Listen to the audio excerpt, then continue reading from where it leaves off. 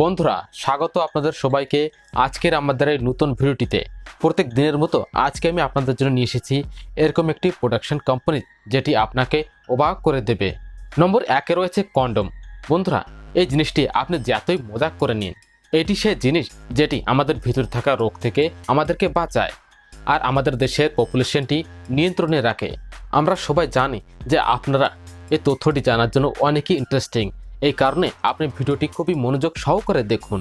এটি তৈরি করার জন্য কাচের একটি ছাঁচা ব্যবহার করা হয়, আর এর উপরে যেন কোনো ময়লা আবর্জনা না লেগে থাকে এই জন্য এটিকে খুব ভালোভাবে ধুয়ে নেওয়া হয়। আর যদি এরকমটি না করা হয় তাহলে ওই রবারের ভিতরে হোল হয়ে যেতে পারে। এবার এটিকে লিকুইড লেটেক্সের মধ্যে ডুবিয়ে দেওয়া হয়।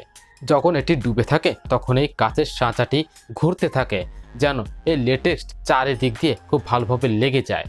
আর তারপর ওইটিকে শুকানো হয়, আর শুকানোর পরে ওইটিকে পুনরায় ওই লেটেক্সের মধ্যে ডুবানো হয়। সঠিক অ্যামাউন্টে গাঢ় হওয়ার পরে ওইটিকে আগে পাঠানো হয়। আর এটির থিকনেস মানে মোটাপান আলাদা আলাদা ব্র্যান্ডের অনুসারে পরিবর্তন হতে থাকে। এবার একটি রোলার এর এন্ডের উপর দিয়ে এটিকে একটু আস্তে আস্তে রোল করে দেয় যেন এটিকে ধরতে খুবই সহজ হয়।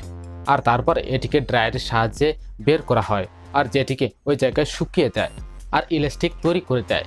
আর ওয়াটার জেটের সাহায্যে এইটিকে বের করানো হয়। আর এই কোম্পানি 1 ঘন্টার মধ্যে 80,000 পিসেস তৈরি করে ফেলে কন্ডমের পিস। আর তারপরে ওইটিকে ওয়াশিং মেশিনের মধ্যে দিয়ে 60 মিনিট পর্যন্ত ধোয়া হয়। আর এটিকে পুনরায় টেস্টও করা হয়, আর টেস্টিংয়ে এর মধ্যে হাওয়া বেরা হয়।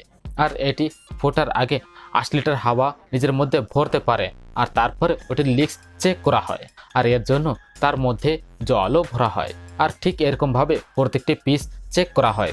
মেশিন ছোট থেকে ছোট হলেও খুব দ্রুত গতিতে ডিটেক্ট করে নেয়। এই 7টি টেস্ট পাস করে নিলে তারপরে গিয়ে এটিকে প্যাকিং করার জন্য আগে পাঠানো হয়। ইন্টারফেস সিলিকন অয়েল এর মধ্যে লাগানো হয়, আর রোল করে কনভেয়ার বেল্টে দিয়ে দেওয়া হয়। আর তারপরে ওইটিকে স্পেশাল ধরনের পেপারে প্যাক করা হয়। আর এই সময় ইনফেকশনটি আরও কম করার জন্য ওর ভিতরে মোটেই হাত দেওয়া হয় না। আর তারপরে এই কন্ডমগুলি ব্র্যান্ডের বক্সের মধ্যে ভরা হয়। তাহলে বন্ধুরা, কারখানায় কিভাবে কন্ডম তৈরি করা হয় জেনে কেমন অনুভব করছেন আপনি আমাদের কমেন্ট করে জানান।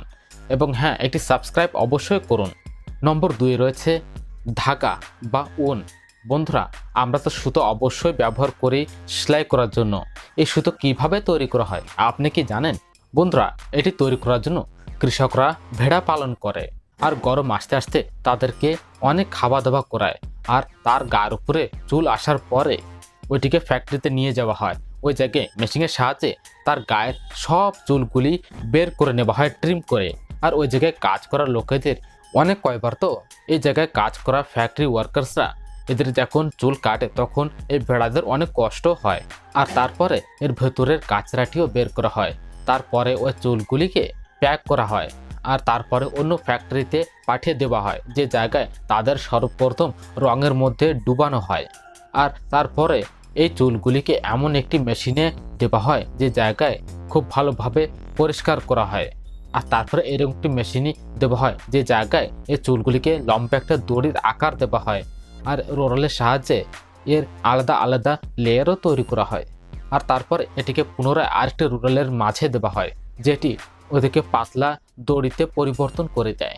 আপনারা দেখতে পাচ্ছেন খুব স্পষ্টভাবে। আর তারপরে এই দড়িগুলির বড় বড় রোলস বানানো হয়।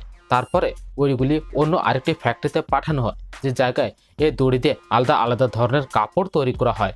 আর এই সম্পূর্ণ প্রসেস পরিপূর্ণ হতে 10 থেকে 12 দিনের সময় পর্যন্ত লেগে যায়।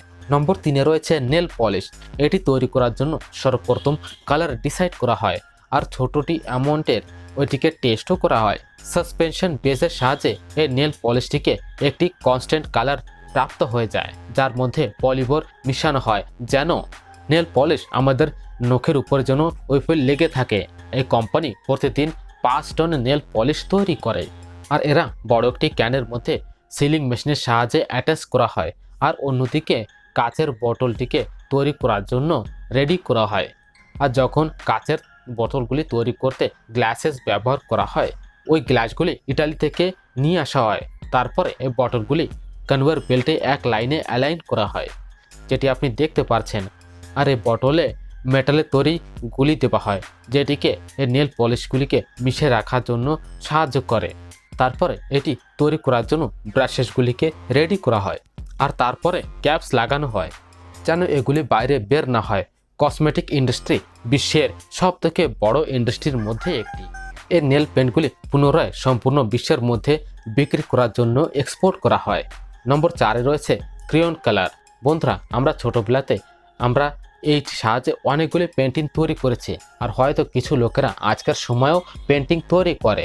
তাহলে আসুন আমরা জানি এর রঙগুলিকে কিভাবে তৈরি করা হয়। এই কালারগুলি তৈরি করার জন্য আলাদা আলাদা ওয়্যাক্সের সাহায্য করা হয় এবং ব্যবহার করা হয়।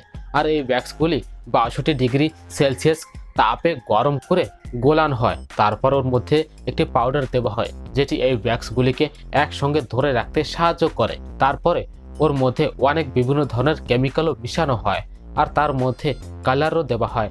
যেমন হচ্ছে আমাদের অরেঞ্জ কালার যদি প্রয়োজন পড়ে, তাহলে তার মধ্যে লাল আর পিলা কালার দেওয়া হয়। তার মধ্যে পুনরায় আরও লিকুইড ওয়্যাক্স মিশিয়ে ওই মিক্সিংটিকে 45 মিনিট পর্যন্ত মিক্সিং করা হয়, আর ওয়্যাক্সটিকে ওই মেশিনের মধ্যে দেওয়া হয়, যেটিকে রোটারি মেশিন বলা হয়।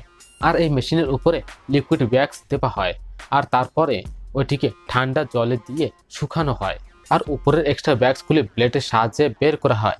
এই মেশিন এক সময় 2000 থেকেও বেশি পিসেস তৈরি করতে পারে। এই কোম্পানি প্রতি ঘন্টায় 30,000 থেকেও বেশি পিসেস তৈরি করে। আর এই কালার্সগুলিকে অন্য মেশিনের মধ্যে লোড করা হয়। এবার কনভেয়ার বেল্টটি এদেরকে লেবেলিং করার জন্য আগে পাঠিয়ে দেয়, আর অন্য মেশিন এর মধ্যে এক এক করে লেবেল লাগায়। লেবেল লাগানোর পরে প্রত্যেকটি কালারের পিসগুলিকে আলাদা আলাদা কন্টেনারের মধ্যে দিয়ে দেওয়া হয়। আর তারপরে নিচে চলা কনভেয়ার বেল্ট এটি দেখে যে প্রত্যেকটি বক্সের মধ্যে সব ধরনের কালার সঠিকভাবে রয়েছে কি না। এবার শেষের দিকে এই সব সেটগুলিকে বক্সের মধ্যে ভরা হয়, আর দোকানের মধ্যে বিক্রি করার জন্য পাঠিয়ে দেওয়া হয়।